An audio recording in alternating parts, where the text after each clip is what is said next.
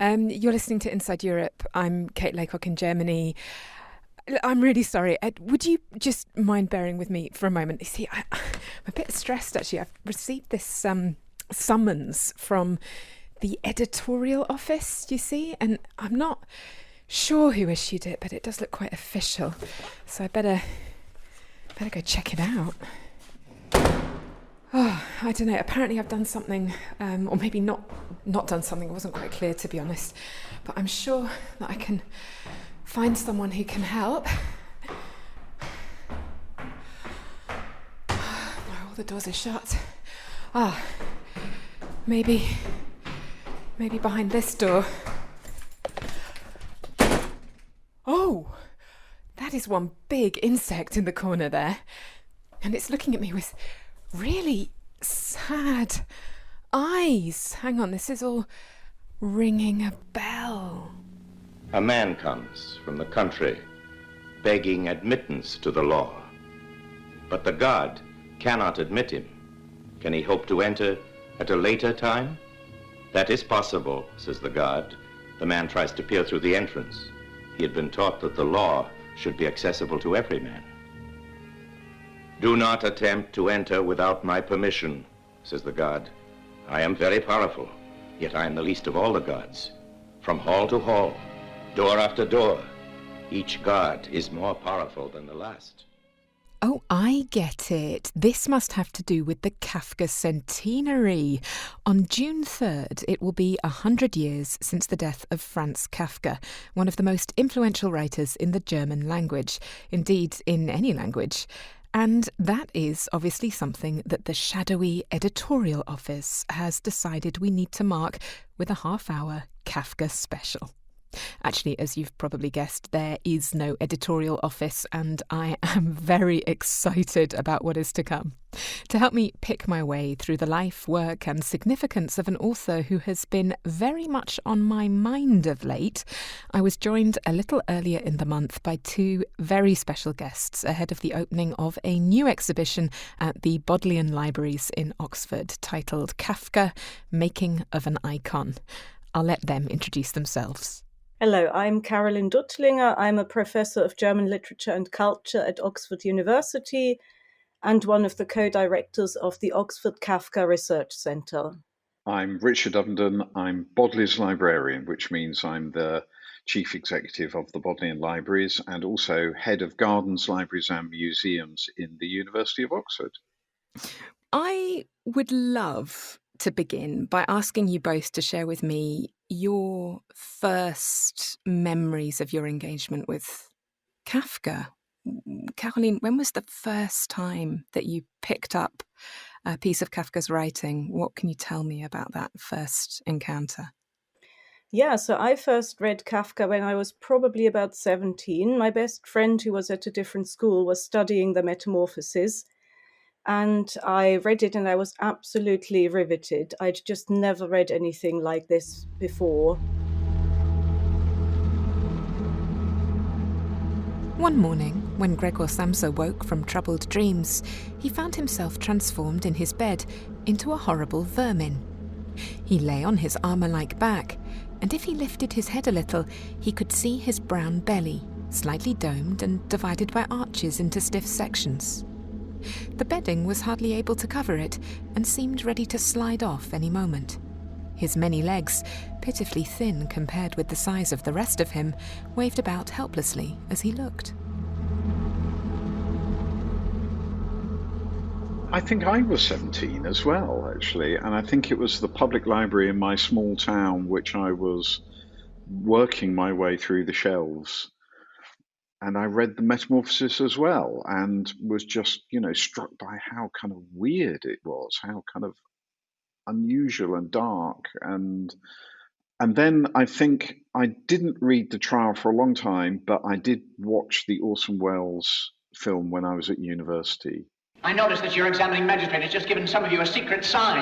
Well, I don't know whether that sign was meant to be a signal for applause or hissing, but I hereby publicly empower the examining magistrate to address his hired agents out loud. Let him say, hiss now or clap now, whatever he wants.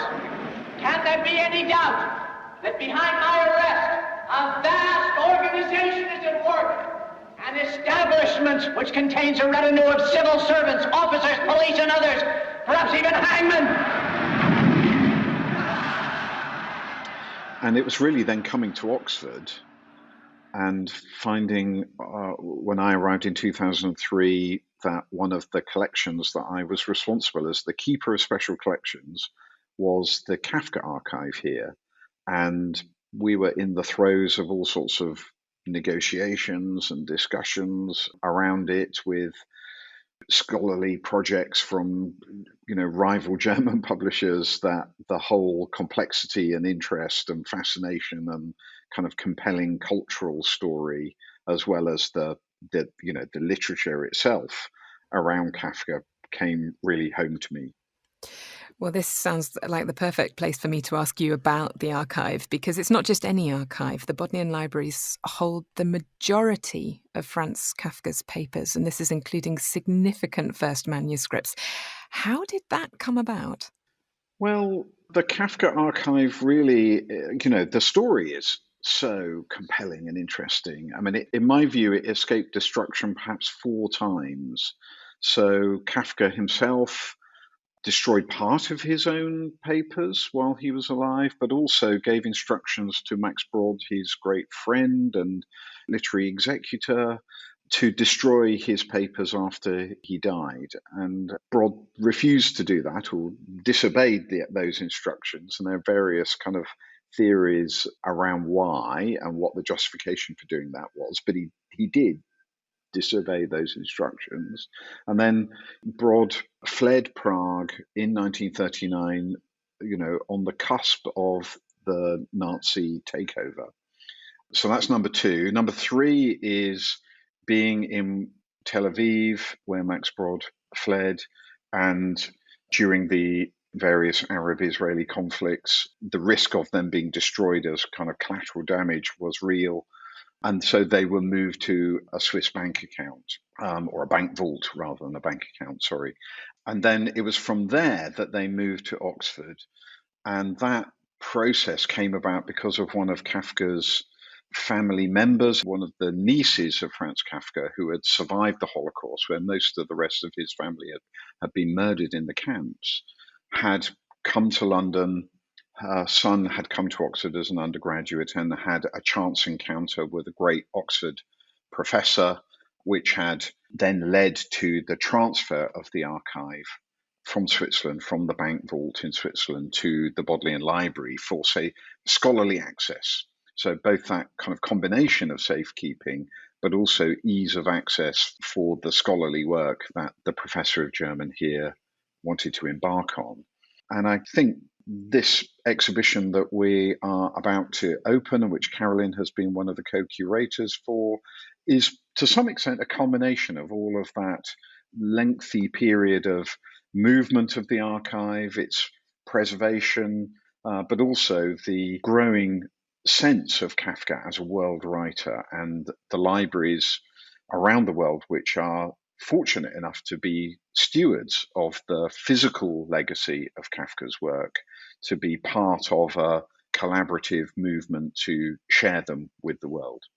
And that exhibition, which opens on May 30th, has the title The Making of an Icon. But before we talk about the making of an icon, I want to feel that we've got a grip on who Kafka actually was.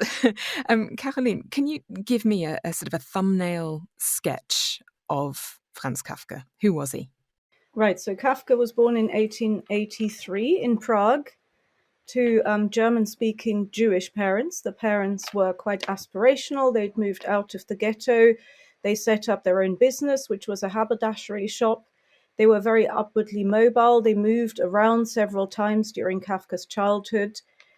Kafka was quite a sensitive child, and famously, he didn't get on very well with his father, who was a very assertive, confident man who'd made his way in the world, and I think was always a bit disappointed that Kafka had these literary inclinations and didn't really have the instinct of a businessman.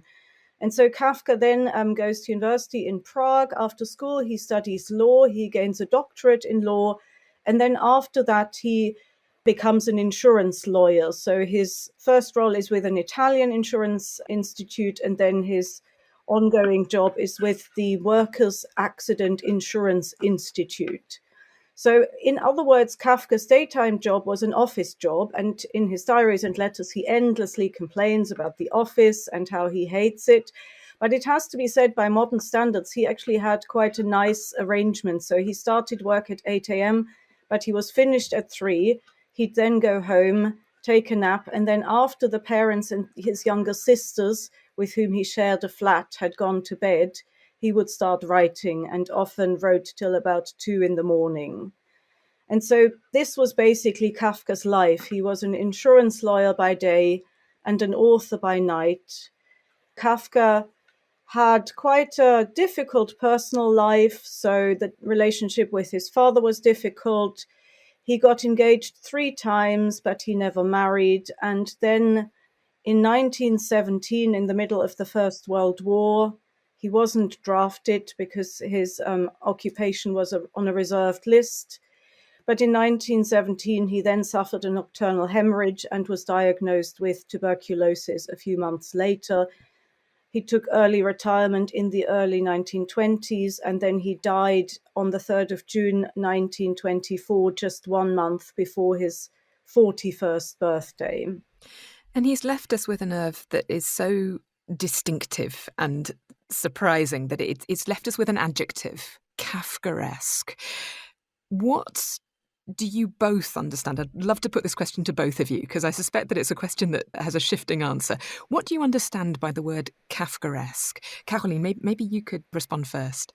So if you look it up in the dictionary, in the Oxford English Dictionary, for instance, it will just say, in the manner of the works of Franz Kafka, which is, of course, basically a cop-out because they don't really want to answer the question. I think people generally associate it with, on the one hand, kind of sinister, overbearing institutions and authorities, also a sort of overbearing bureaucracy.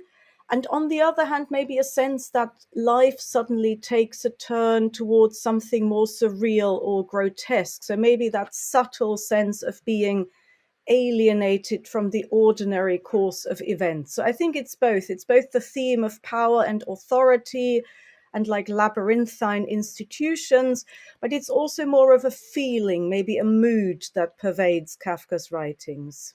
Richard nodded there. Yeah, I think that's very good. I think I'd like to kind of add on to that, though, a sense of individuals facing bureaucracy where it's unfathomable and where decisions are not transparent or clear, and where navigating through bureaucracies or administrative hurdles of various kinds seem, not just daunting, but sort of almost the sheer impossibility of knowing what the right answer or what the right questions to put to such a system are. And I think what Kafka depicts really well, especially in the trial and also the castle, is this sense that there is this almost web of bureaucracy, but there is no one person in charge. So you can never trace this back to one individual who's the architect of all of that. It's sort of weirdly dispersed, and no one quite knows who's in charge. No one quite knows who's given them the orders. So it's a system that sort of self-perpetuates. And again, I think that really taps into the current mood, that we don't know who sets the algorithms on social media that feed us this stuff. The second point maybe that makes Kafka so relevant for today is his interest in surveillance, which is very, again, powerful both in the trial and the castle. The sense that actually surveillance is not something, again, done by an individual or a particular authority. It's sort of almost embedded in society and how people relate to each other. I'm so glad you mentioned algorithms, Caroline, because there have been two particular stories in recent years that have made me think of Kafka. One's been a UK example. That's been the revelations that have come out about the prosecution of innocent postmasters who had been falsely accused of embezzlement. And in the background was a new computer system which was actually responsible for the faults, but nobody was allowed to question the computer system. The other case was in the Netherlands, where there was a child benefit scandal, which caused untold suffering to parents, often from immigrant backgrounds who had been falsely identified by an algorithm as being guilty of misclaiming child benefits. What is the meaning of Kafka in an age where algorithms have been mixed in with existent bureaucracy? Yeah, I mean, of course, Kafka lived long before the advent of computers, although interestingly, Orson Welles, in his great film adaptation, does have a scene with a great computer. So Welles sort of juxtaposes Kafka's early 20th century Habsburg world with the post-war, Cold War sort of technocratic society. One of those electronic gimmicks that can give you the answer to anything? Yes.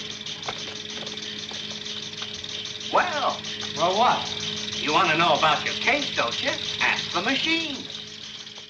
But I think even though Kafka doesn't foresee this kind of technological age we're living in now, he does already hint at it by depicting these abstract institutions. So you've got the court, the law, the castle, who are never clearly defined. They don't have a physical manifestation. They are just abstract concepts. And they seem to function almost divorced from human characters in Kafka's stories. So there is this sense that the court has a life of its own that you can't question. There's a famous scene in the trial where Joseph K. tries to understand his case and talks to a priest. And the priest says this crucial sentence, which is, "The court wants nothing from you. It receives you when you arrive, and it releases you when you go." The court doesn't really actively pursue, it doesn't have an agenda, there's no vendetta or persecution, but actually it's quite a chilling comment because it implies that the court is just part of your life and there's no way of getting away from that. I was recently in a radio program where they interviewed Alan Bates, one of the postmasters, about the question whether his case reminds him more of Kafka or of Orwell, and he said both. But what he stressed was this sense that there was no one malign person who was going after you. It was just like hitting a wall. So once again, it's the algorithms taking over, which means that there's no one to blame at the end of the day and no one you can turn to, which I assume was also the case with the Dutch example that you mentioned, Kate. That's so interesting. When I sort of listened back to my own question and the way that I phrased it, I think I was still very much in a paradigm where I was thinking very much of fixed institutions, encounters with fixed, usually state-linked institutions. And your answers have sort of shown me that that sort of locus of the Kafkaesque has always been much more diffuse than that. Well, I think this is really interesting because in the library at the moment we have a project to try to develop an archive of social media. And I think that algorithms, if you log on to X or Facebook or whatever, are there because of surveillance. And that digital surveillance is monitoring your every move online. And the actions that you make online are build up profiles of each of us, which are then traded by specialist companies whose business model is to build up those profiles and then to sell them mostly to other commercial entities or to advertising brokers in order to, customize advertising. But increasingly, it's being used in the political sphere to target political advertising. But increasingly, the sense that the algorithms update and develop themselves, that they require less and less human intervention, that they have a life of their own to some extent, is one aspect of contemporary society that I think a lot of individuals find deeply troubling and concerning. Well, she'd need the data, economic, sociological, psychological. Still, she might be able to handle it. She screens and processes personality tests. But first, an awful lot of material would have to be fed to her. It's a she. That's the way the experts talk about her. I see, like for a car or a boat. Kind of affectionate. Well, respectfully, more than that.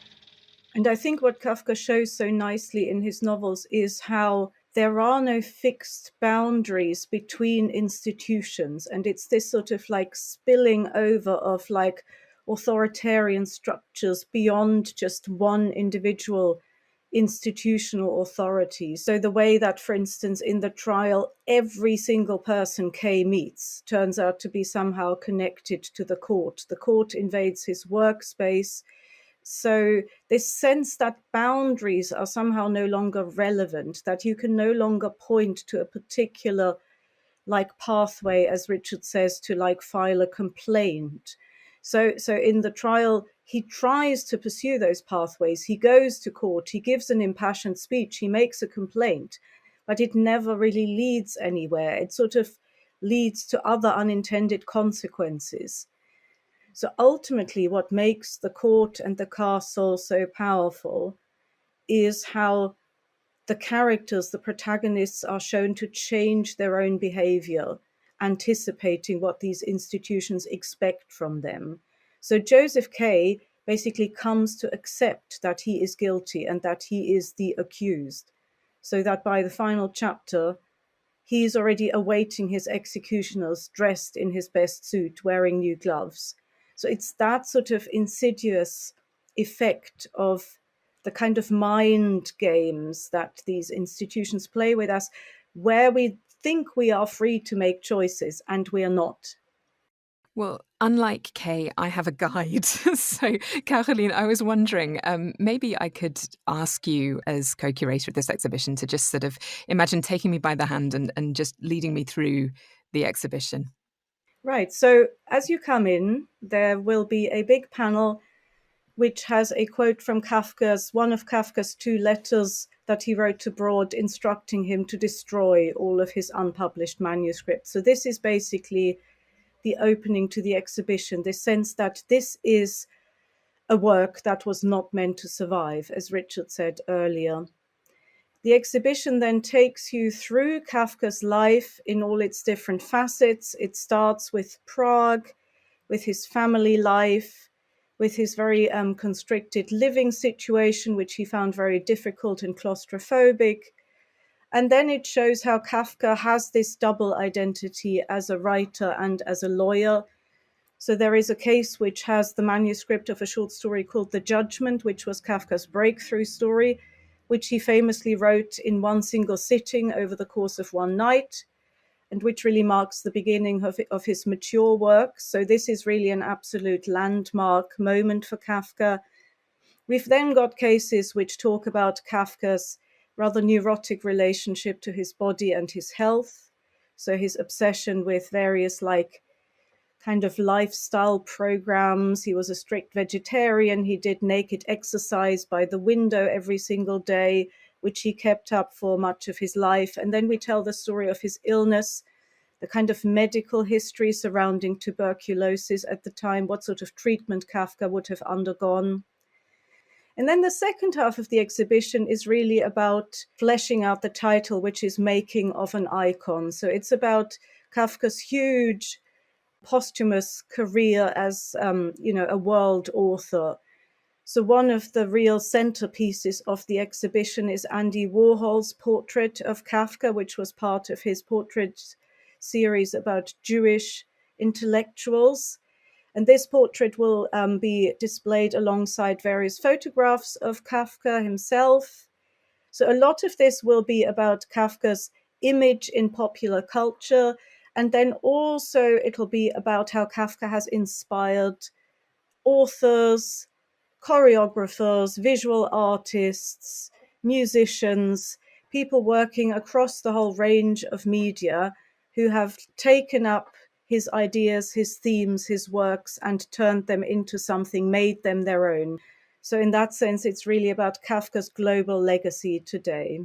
maybe, Caroline and Richard, you could just leave listeners who might be encountering Kafka for the first time with your tips as to where they should begin. If you could recommend one place to begin, where would it be? So I think really for anyone who's never encountered Kafka, I would recommend the Metamorphoses.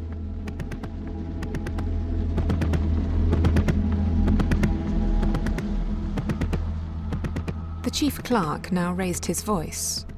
"Mr. Samsa," he called to him, "what is wrong? You barricade yourself in your room, give us no more than yes or no for an answer.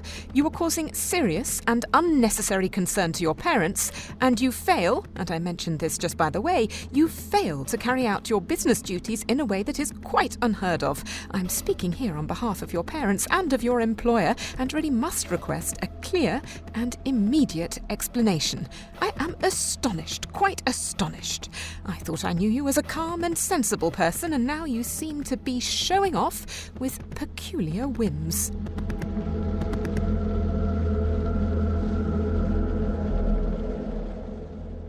But I would also strongly recommend that people dive into his other short stories. There's a real treasure trove of, tales about all manner of things, about animals, about people, about faraway places, even about talking objects. So probably my all-time favorite Kafka story is a story called The Cares of the Householder, or Odradek, which is about this little thing creature that lives in the attic and that cannot be captured. And it's not even really clear what this creature looks like, but basically it's a sort of, it's almost the physical embodiment of the Kafkaesque, I would say. I couldn't agree more. I would definitely recommend starting with the Metamorphosis and moving on from there. But I'd also, of course, recommend coming to see the exhibition, which Caroline and her colleagues have co-curated here in Oxford. It's open from end of May, from the 30th of May through to the end of October. It then moves to New York, so you'll have a chance to see it in the Morgan Library there from November through to April 2025. And there are parallel shows, especially our colleagues in the Deutsche Literaturarchiv at Marbach and in the Staatsbibliothek zu Berlin. Please go and see their exhibitions as well. And I think this is an extraordinary year. Here in Oxford, we have a parallel initiative called Oxford Reads Kafka, where we're trying to get the whole city, the whole university to read the Metamorphosis this year. There are a whole variety of readings from different perspectives of the text, from entomology, infectious disease, disability, Kafka as a humorist. These talks and lectures are being recorded and they'll be available on the university's podcast site later in the summer. So do look out for those as well. Wonderful. Well, Caroline, Richard, thank you both so much for joining me. Thank you. Really enjoyed the conversation. Thank you. It was lovely. Our guides this half hour have been Caroline Duttlinger, Professor of German Literature and Culture, co-curator of the Bodleian exhibition and co-director of the Oxford Kafka Research Centre. Also, Richard Ovenden, who has the delicious title of Bodlei's Librarian. Kafka, Making of an Icon, is currently showing at the Bodleian Libraries in Oxford before, as Richard said, moving on to New York in November. Before we leave you, just time for a quick Kafka quiz.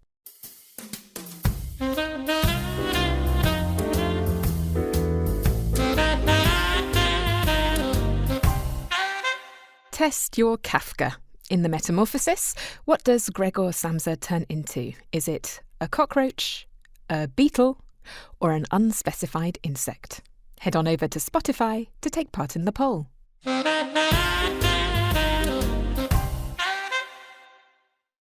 That's it for today. We hope you enjoyed our Kafka special and are keen to hear what you thought of it, so do drop us a line at insideeurope@dw.com. This programme was produced by Helen Sini with help from me, Kate Laycock, and sound engineers Jörg Morawetz and Ziad Abu Sleiman. Inside Europe comes to you from DW in Bonn, Germany.